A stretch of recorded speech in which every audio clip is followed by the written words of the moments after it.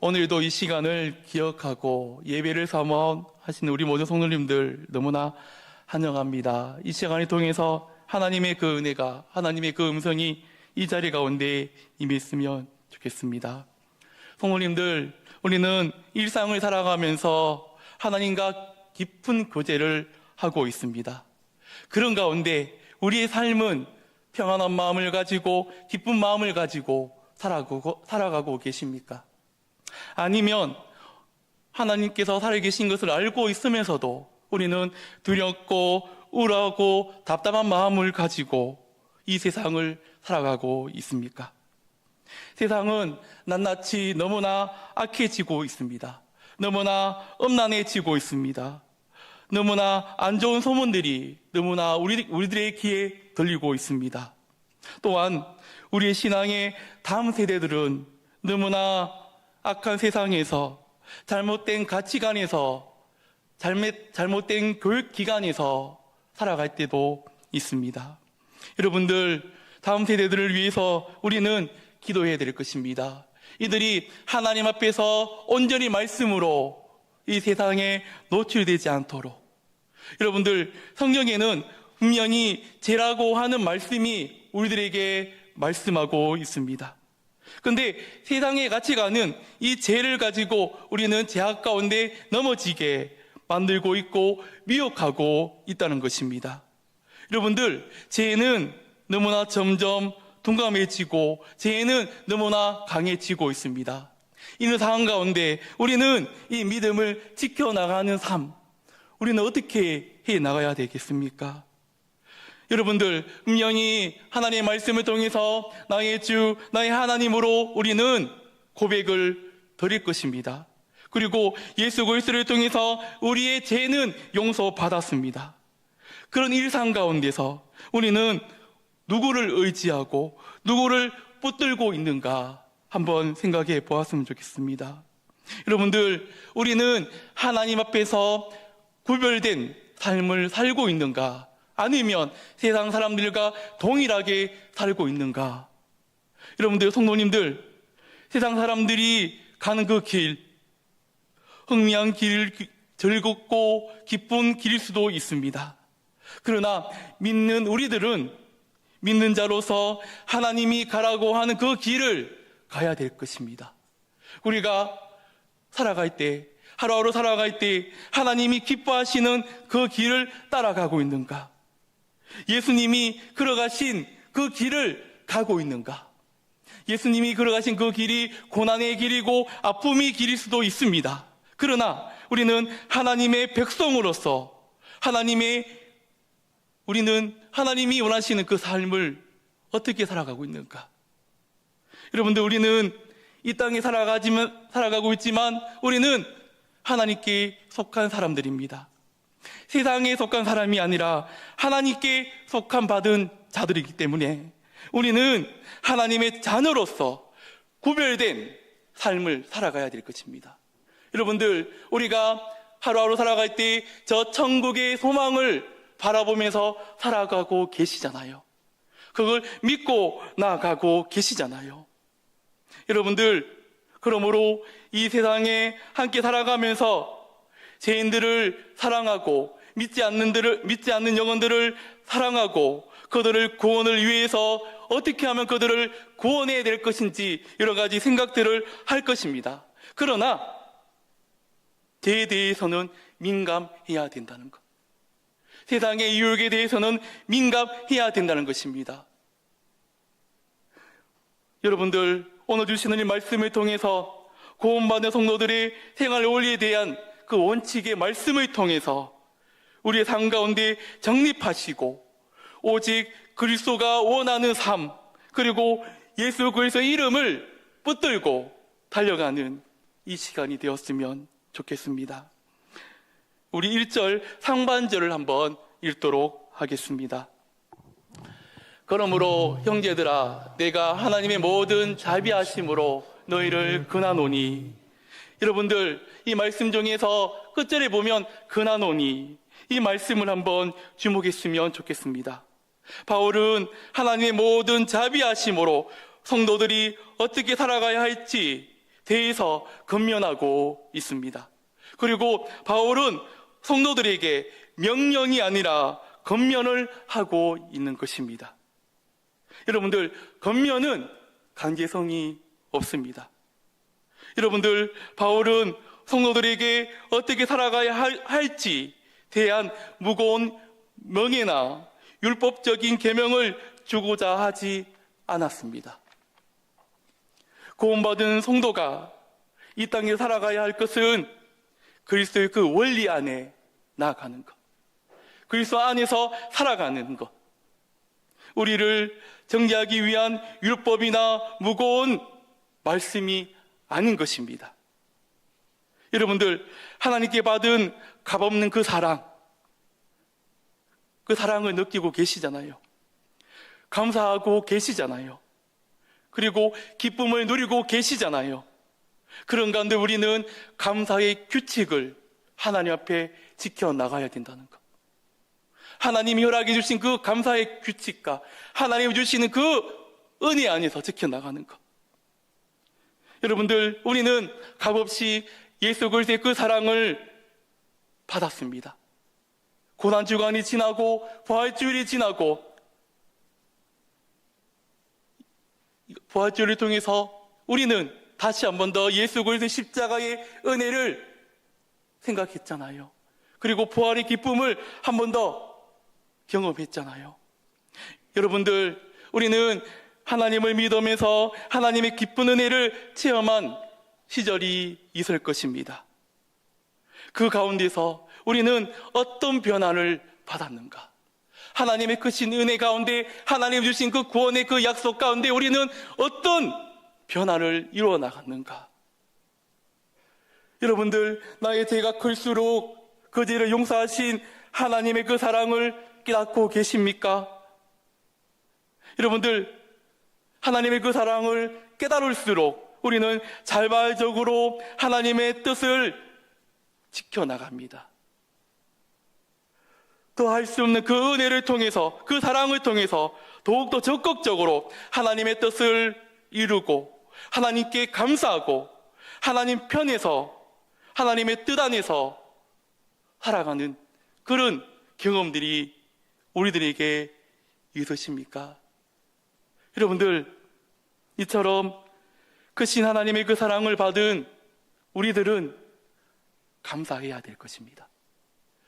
그 감사 가운데, 그 은혜 가운데 하나님의 뜻이 이루어지고 하나님의 능력이 그 가운데 이루어질 것입니다.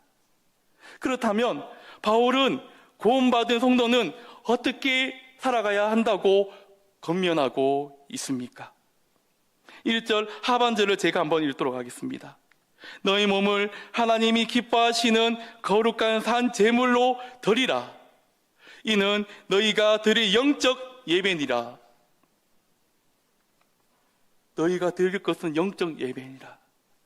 여기서 드린다는 것은, 그 단어의 뜻은 성전에서 제사장이 짐승을 잡아서 하나님께 드리듯이 우리의 몸을 하나님께 제물로 바치는 것을 의미하고 있습니다. 성전에서 제사장이 그 짐승을 잡아서 하나님께 드리듯이 우리들도 온전한 제사를 드려야 될 것입니다.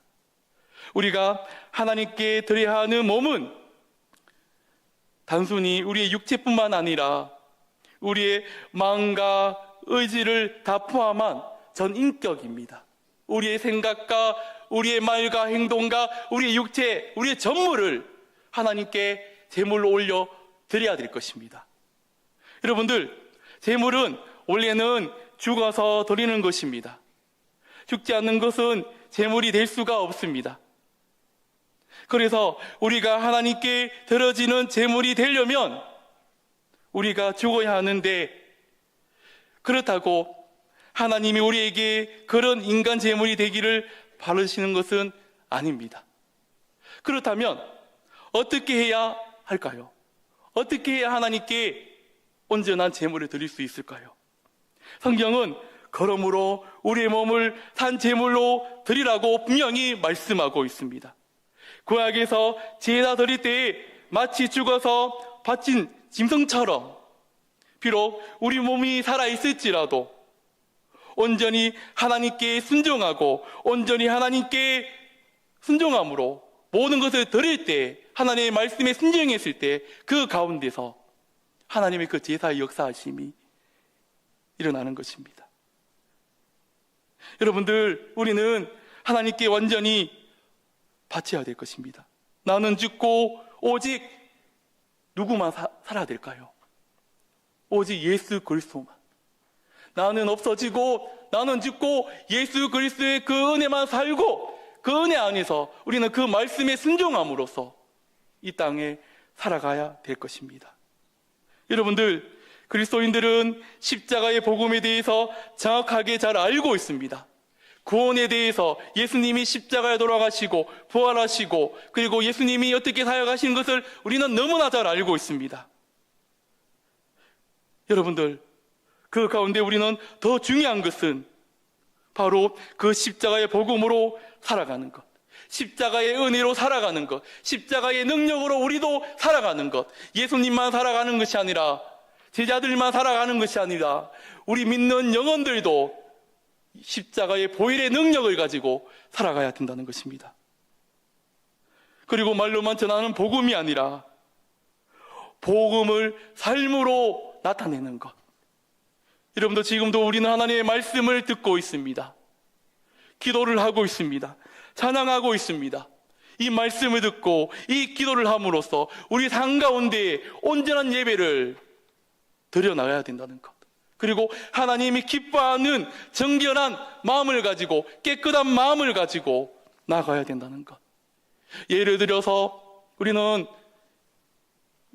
공식 예배를 하나님 앞에서 기도하는 마음을 가지고 드리고 있습니다. 수요 예배, 금요 예배, 주일 예배, 새벽 예배.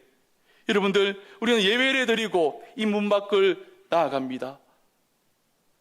이 교회 밖을 나아갑니다. 집으로 돌아갑니다. 집으로 돌아가면서 우리는 집으로 빨리 가고 싶어서 무난 횡단하는 사람, 혹시나 또 교회 주차장에서 나를 불편하게 하는 상황이 있었을 때 큰 소리를 낼 때가 없었습니까? 또한 교회 밖에 마트에 가서 다른 사람들에게 함부로 얘기하고 무리한 행동을 한 적이 있으십니까? 예배를 드리고 나서.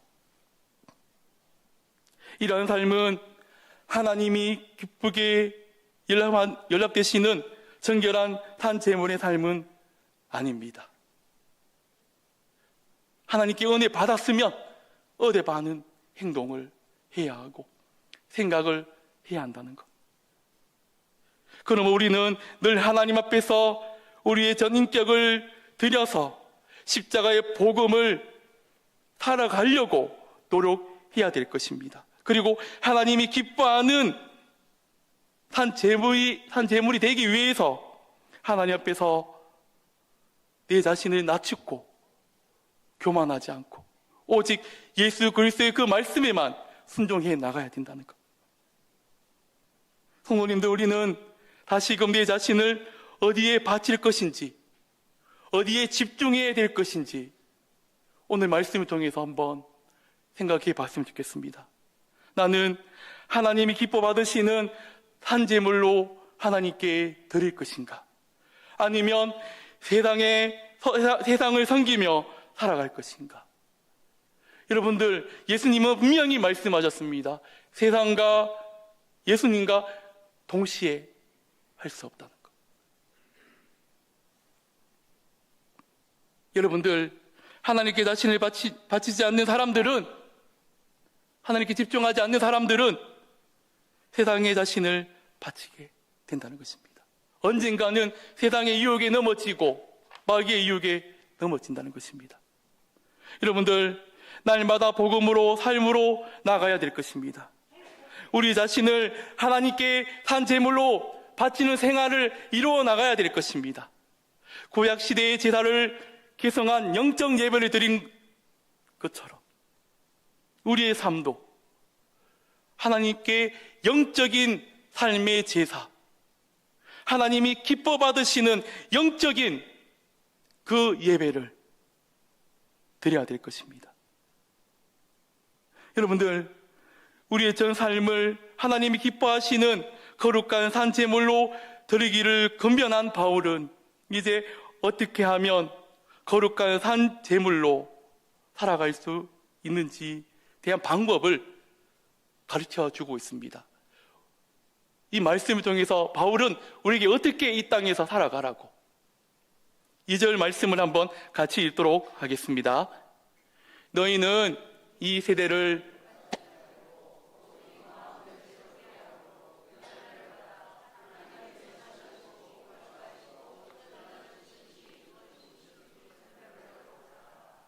아멘. 여러분들 분명히 말씀하고 있습니다. 너희는 이 세대를 본받지 말고 오직 마음을 새롭게 함으로 변화를 받아 하나님의 선하시고 기뻐하시고 온전한 뜻이 무엇인지 분별하라. 말씀을 통해서 이 땅을 살아갈 때 분별하라고 분명히 말씀하고 있습니다. 우리가 하나님께 헌신하며 산제물로 살아가는 것에 방해가 되는 요소가 무엇입니까? 우리의 믿음을 갉아먹는 그 제약된 것이 무엇입니까? 바로 이 세대입니다. 이 세대의 행동 방식과 가치관은 우리의 신앙생활을 무너뜨리고 있습니다. 이 땅의 문화는 우리가 온전하게 신앙생활하지 못하게 흔들고 온전하게 신앙생활하지 못하는 그런 환경들이 너무나 많이 있습니다. 우리를 미혹하는 것이 너무나 많이 있습니다. 그리고 우리의 믿음을 혼란스럽게 하는 미혹의 영들이 있습니다. 여러분들, 우리는 구원받은 성도로서 하나님의 그 가치관으로서 하나님의 그 천국의 소망을 가지고 이 땅에 미혹하는 그 죄의 건세를 이겨나가야 된다는 것. 그리고 하나님이 원치 않는 생각들, 말들, 행동들을 하지 않는다는 것. 여러분들, 우리는 맞서 싸워야 됩니다. 이 세상에 제약된 건세, 사탄의 건세, 우리의 믿음을 갉아먹는 이 사탄의 건세와 말씀의 능력으로 싸워야 될 것입니다. 우리의 힘으로 안 됩니다. 오직 말씀의 능력으로. 여러분들, 우리는 이 땅에 살아가는 것은 예수님의 증인의 삶을 살아가기 위한 것입니다.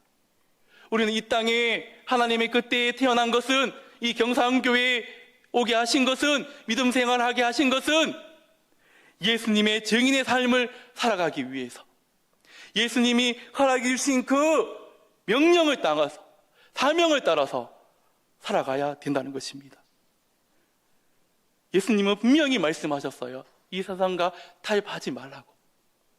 이 세상의 문화에 넘어지지 말라고.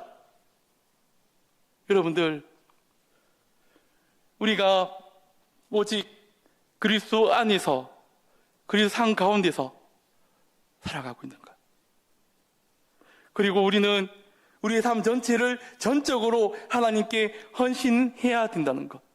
오직 마음을 새롭게 함으로 변화를 받아 우리는 말씀의 능력을 통해서, 이 시간을 통해서 우리의 마음이 변화되고, 우리의 인격이 변화되고, 우리의 말이 변화되고, 우리의 눈이 변화되고, 우리의 삶 전체가 변화되어야 된다는 것. 세상 사람들과 동일하게 똑같이 살아가는 것이 아니라 이 말씀을 통해서, 이 은혜를 통해서 변화되어가는 삶.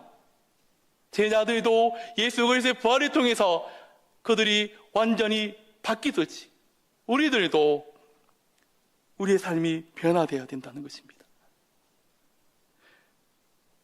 여러분들, 마음을 새롭게 한다는 것은 세상 일만 생각하던 시각에서 오직 하나님만 바라보고 그분을 중심으로 살아가는 것, 그 인생관을 닮아가는 것, 예수님의 그 인생관을 닮아가는 것.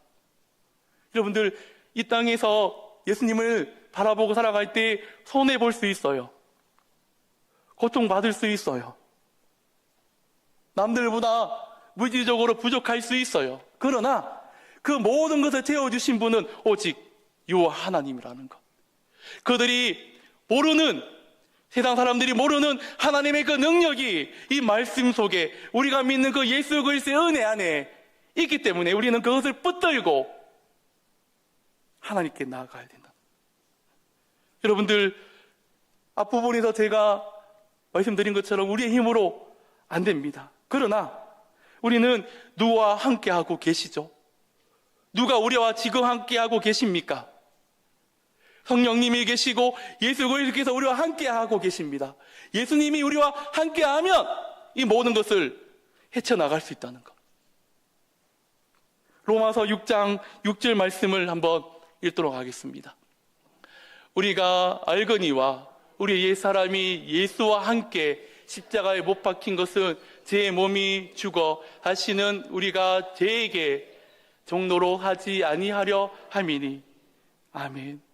여러분들, 우리는 예수 그리스도 십자가의 은혜를 통해서 제 몸이 죽어 다시는 우리가 죄에게 종로로 하지 아니하리라 말씀하고 계시잖아요. 우리의 옛사람은 예수님의 그 십자가의 은혜를 통해서 죽었습니다. 우리는 새로운 생명을 구원받았습니다.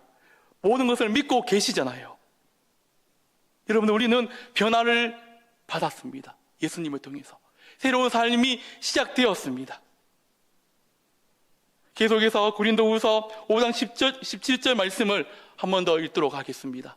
고린도후서 5장 17절 말씀입니다. 그런즉 누구든지 그리스도 안에 있으면 새로운 피조물이라. 이전 것은 지나갔으니 보라 새 것이 되었도다. 아멘. 말씀하고 계시잖아요. 그리스도 안에 있으면 새로운 피조물이라. 이전 것은 지나갔으니 보라 새 것이 되었도다. 그리스도 안에 있는 것. 주일 올 예배 때 새생명 축제에 우리 목사님께서 말씀하셨잖아요. 그리스도 안에 있으면 모든 것이 된다는 것. 우리는 그리스도 안에 모두 계시죠? 믿으셔야 돼요. 우리는 그리스도 안에 있습니다.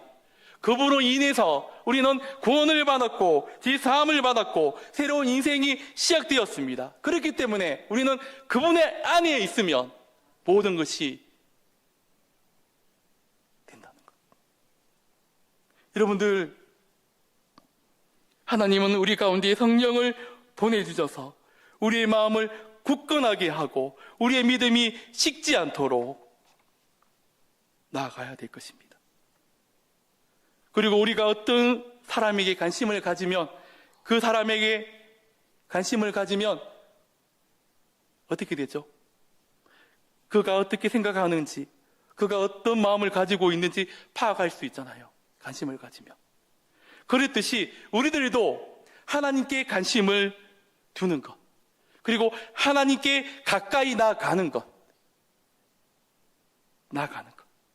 하나님을 신뢰하고 하나님의 그 뜻을 꼭 믿고 하나님의 그 말씀에 나아가는 것. 우리가 믿지 않을 때도 있잖아요. 내 생각과 하나님의 그 생각이 다를 때 하나님 생각보다 내 생각대로 할 때가 있잖아요. 저도 한때는 할 때가 있었습니다. 그러나 그 생각을 하나님께서 다시 돌리셔서 하나님 뜻에 순종하게 했다는 것. 여러분들, 그때에도 하나님을 생각하십시오. 온전히 하나님의 뜻을 바라보십시오. 여러분들, 우리는 약한 세상을 살아가면서 하루하루 살아가면서 그 가치관이, 예수 그리스도의 그 가치관이 무너질 때가 있을 것입니다. 흔들릴 때가 있을 것입니다. 죄를 지을 때가 있을 것입니다. 남을 미워하고 남을 비방하고 남을 욕할 때가 있을 것입니다. 그러나 그때 하나님을 생각하십시오. 하나님을 생각하고 나의 잘못된 것을 내려놓고 하나님만을 한번 생각해 보십시오. 내가 억울할 때가 있을 것입니다. 그러나 우리는 그 가운데 하나님의 말씀을 붙드는 것, 우리는 연약해서 넘어질 수밖에 없어요. 그러나 그 가운데 우리에게 주신 그 하나님의 말씀, 창세기부터 요한계시록 이 말씀을 우리에게 주셨잖아요. 이 말씀을 붙드는 것, 읽는 것, 묵상하는 것. 골로새서 3장 10절에 보면 새 사람을 입었으니 이는 자기를 창조하신 이의 형상을 따라 지식에까지 새롭게 하심을 입은 자니라. 아멘. 우리는 하나님의 형상을 따라 모든 것이 이루어졌습니다. 여러분들, 복음을 아는 곳에서 끝이 아니라 그 복음을 듣고 그 복음대로 살아가는 것, 항상 끊임없는 우리의 인생 가운데서, 삶 가운데서 이 복음을 붙들고 나아가는 것. 그러면 그 말씀 가운데 변화가, 하나님의 그 역사하심이 우리에게 분명히 있습니다. 성경 말씀을 붙드십시오. 성경을 읽으십시오. 살아계신 하나님의 그 말씀을 묵상하십시오. 마귀는 어떻게 하면 교회를 무너뜨리고, 어떻게 하면 목회자들을 무너뜨리고, 어떻게 하면 저 성도를 무너뜨릴까 지금도 고민하고 있다. 우리는 이것을 이기기 위해서는 하나님의 말씀을 묵상하고 기도하는 것, 그리고 제일 중요한 것은 하나님과 가까이 나아가는 것. 여러분들, 우리는 하나님의 사랑과 예수님의 그 순종과 성령님의 그 도우심을 깨달아야 합니다. 여러분들, 예수님은 하나님의 그 말씀에 순종하셨습니다. 순종하셨고 십자가에 올라가셨습니다. 그 아픔의 길을 가졌습니다. 우리를 살리시고 우리를 구원하시기 위해서, 우리를 이렇게 예배드릴 수 있게 하기 위해서, 우리가 이 땅에서 하나님의 능력으로 이뤄나갈 수 있기 위해서 독생자 예수 그리스도께서는 십자가에 올라가셨고 우리를 구원해 주셨습니다. 여러분들, 하나님과 가까이 하십시오. 하나님의 말씀을 붙드십시오. 우리는 새로운 피조물로서 나는 죽고 예수님만 의지하고 예수님만 바라보는 것. 이제 말씀을 정리합니다. 하나님만 섬기기로 결단하십시오. 여러분들, 결단하면 돼요. 하나님의 말씀에 붙들리십시오. 그러면 하나님이 우리의 마음을, 우리의 중심을 잡아주십니다. 산재물로 들이십시오. 이 땅의 제약을 이겨나가십시오. 내 힘으로 안 되면 하나님 나를 도와달라고 기도하십시오. 기도하면 십자가의 보혈의 능력, 하나님 주신 그 평안의 능력을 우리의 삶 가운데 있다는 것. 내가 없어지고 나는 없고 내 생각은 없고 오직 하나님의 말씀이 우리에게 있을 때, 우리가 상상하지 못하는 하나님의 그 비밀한 하나님의 그 변화의 역사하심이 우리의 삶 가운데, 그리고 다음 세대 가운데. 여러분들, 우리 금요일마다 새벽마다 기도하시잖아요. 다음 세대들을 위해서 기도해 주었으면 좋겠습니다. 영아부로부터 청년 대학부 이르기까지 이들이 이 악한 정욕에 세상에 넘어지지 않고 믿음으로 살아갈 수 있도록 기도뿐입니다.